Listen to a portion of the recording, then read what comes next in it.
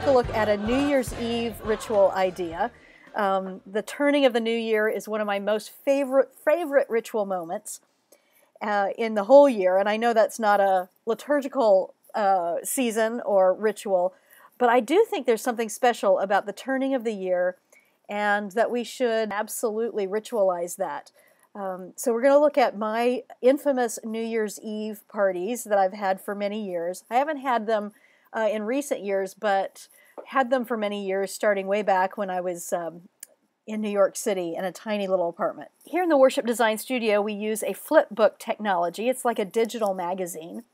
And so it's loading right now, and it's going to open up a document, and you sort of just flip through it with arrows. You can actually pull the pages like it's a real book, but I prefer to use the arrows.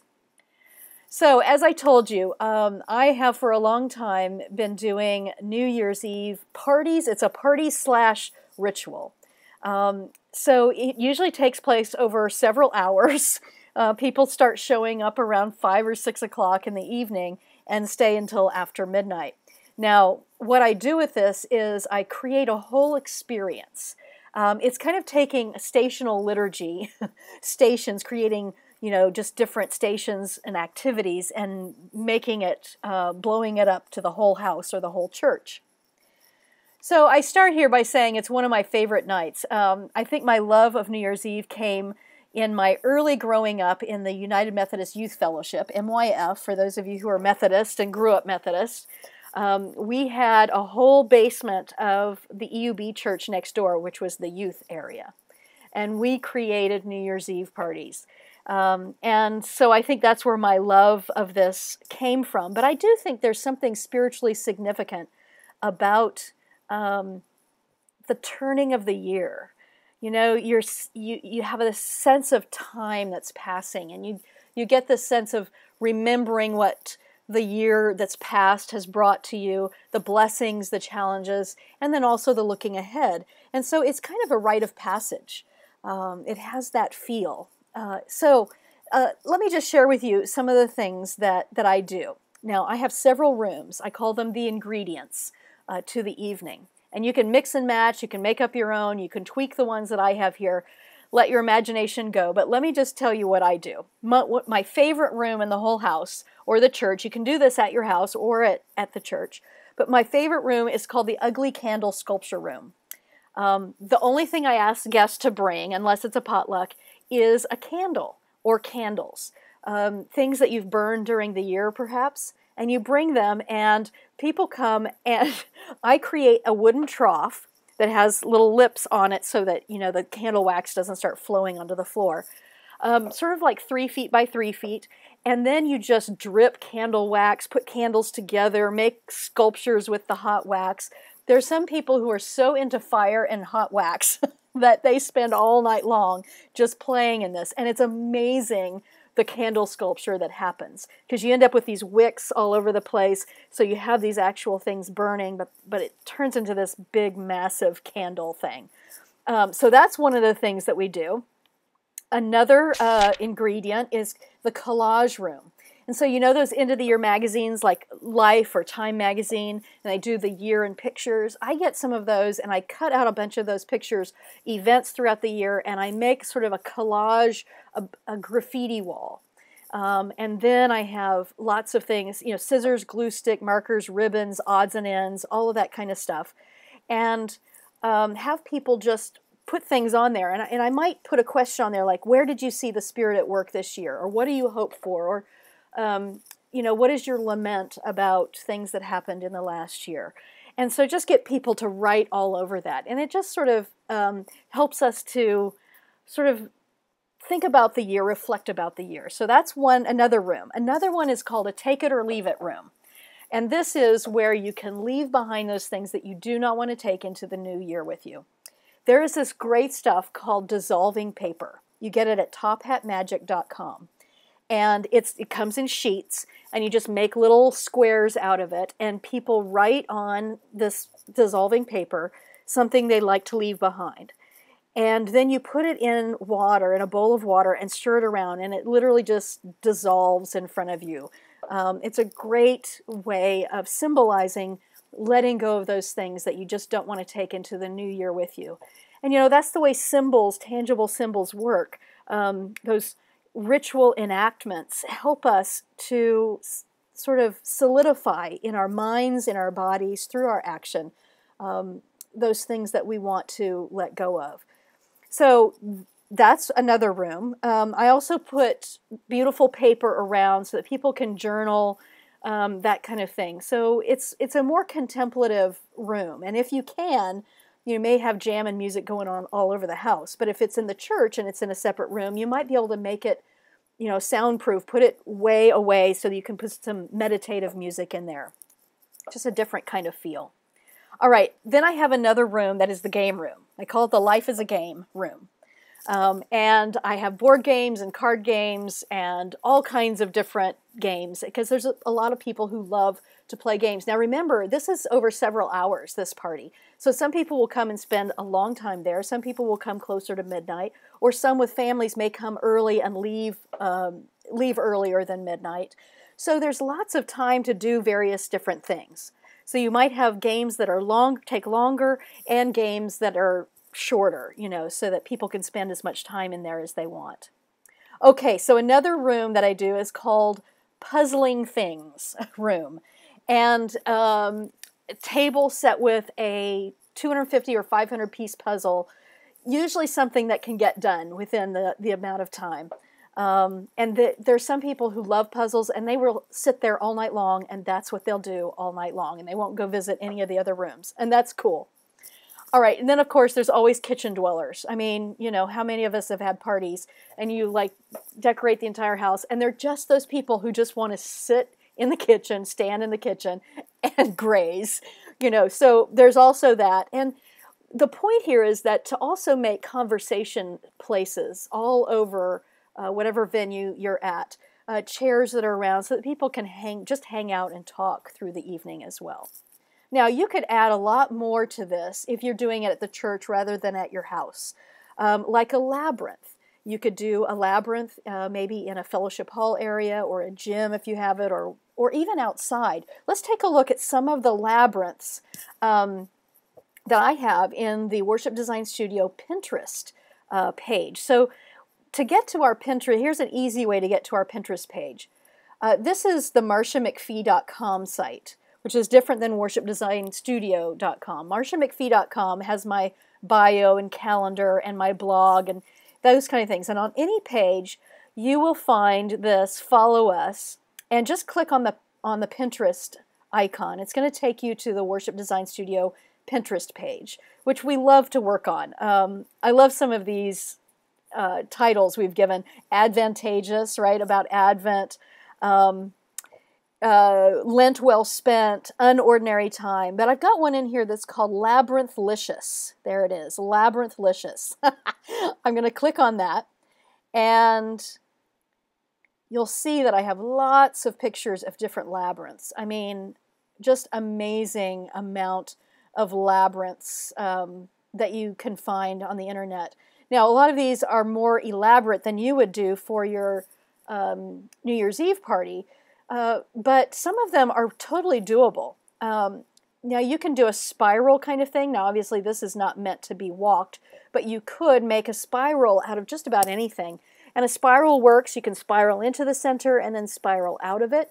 One of the things that I have made for New Year's Eve, a spiral labyrinth in Truckee, where I have a house near Lake Tahoe. New Year's Eve, usually there's like several feet of snow on the ground.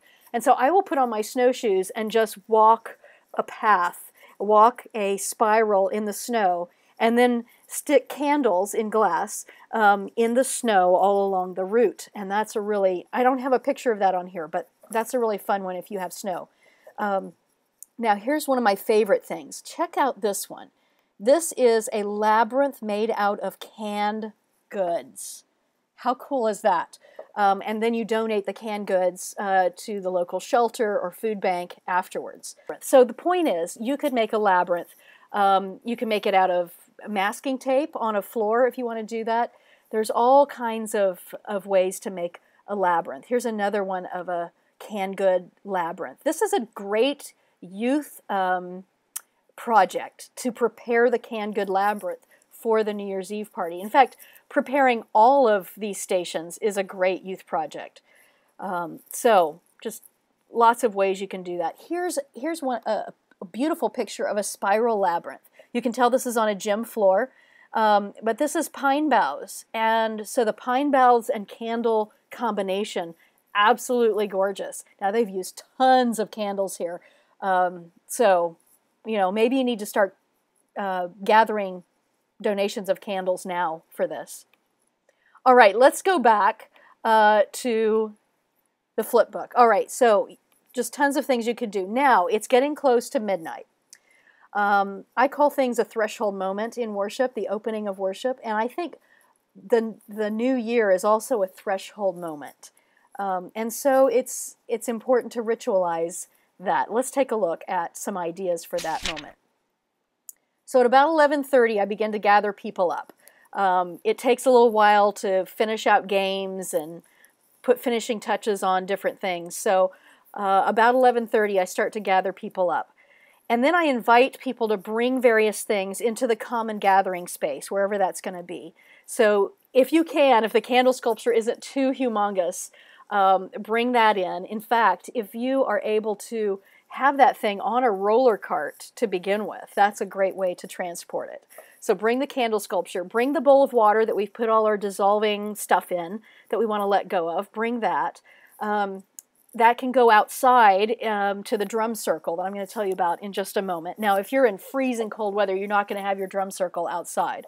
So you'll have to figure out how you can ceremoniously take the bowl of water and pour it into the ground, because that's what's going to happen with those things we want to let go.